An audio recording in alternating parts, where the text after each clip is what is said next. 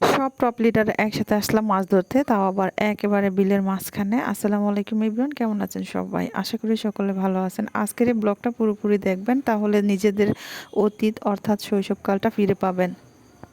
গ্রামে যারা বসবাস করে তারা শৈশবে এই কাজগুলো করে থাকে, মাছ ধরা, অসাধারণ মুহূর্তগুলো এনজয় করা এবং প্রত্যেকটা মাছ ধরা জায়গাগুলো মিস করা। বড় হয়েও কিন্তু মাছ ধরতে অনেক বেশি মন চায়। ছোটোবেলার অতীতকে ফিরে পেতে আমি চলে গেলাম আজকে তাদের সাথে মাছ ধরা অভিযানে।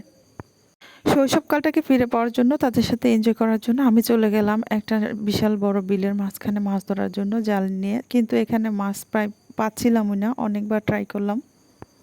কথায় আছে একবার না পারিলে দেখো শতবার। ঠিক এই ধারাটার মেনে আমরা বারবার চেষ্টা করছিলাম মাছ ধরার জন্য। ছোট ছোট মাছগুলো পাচ্ছিলাম, তাও আবার নিচ্ছিলাম।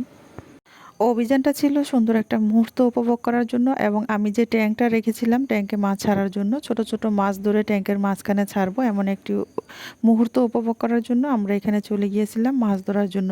তবে আমরা অনেক খোঁজাখুঁজির পর কিন্তু মাছ মাছ পাচ্ছিলাম না। বারবার চেষ্টা করছিলাম বিভিন্ন জায়গায়, এভাবে বারবার চেষ্টা করার পরেও মাছ পাচ্ছিলাম না। বিলের পানি বেশি পরিমাণে নোংরা হয়ে যাওয়াতে বা কচুরিপানা বেশি থাকার কারণে মাছ নেই বললেই চলে, এবং মাছ যারা ধরে তারা এত পরিমাণে বিলটাকে বারবার সেচ করে মাছ ধরে যে এখন আর মাছ নেই বললেই চলে। তবে চেষ্টার কমতি রাখিনি, শেষবারের মতো একটা বড় ধরনের চ্যালেঞ্জ নিয়ে নামলো। তারা কিন্তু বারবার চেষ্টা করতেছে এবং আমরা রোদের মধ্যে অপেক্ষা করতেছি যে কখন ভালো একটা মাছ পাবো বা বড় একটা মাছ পাবো। সেজন্য বারবার চেষ্টা করতেছি, কিন্তু কোনোভাবেই কাজ হচ্ছিল না। অনবরত অভিযানটি চলতেই থাকে এবং বারবার চেষ্টাই করি, চেষ্টার একটা সুফল আছে, সেটা আমরা এখান থেকেই প্রমাণ পেয়েছি।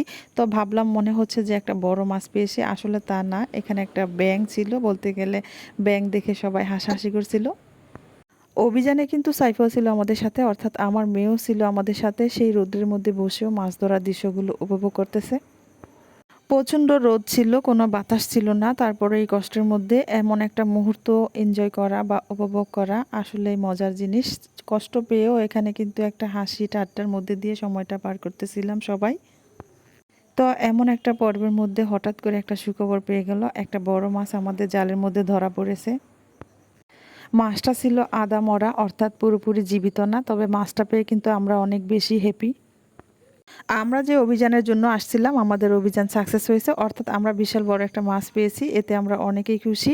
তো সবাই দেখেন মাছটা নিয়ে কত কাড়াকাড়ি করতেছে। মাছটা কিন্তু বিশাল বড় ছিল এবং আমরা সকলে মাছটা মিলে রান্না করে খেয়েছি।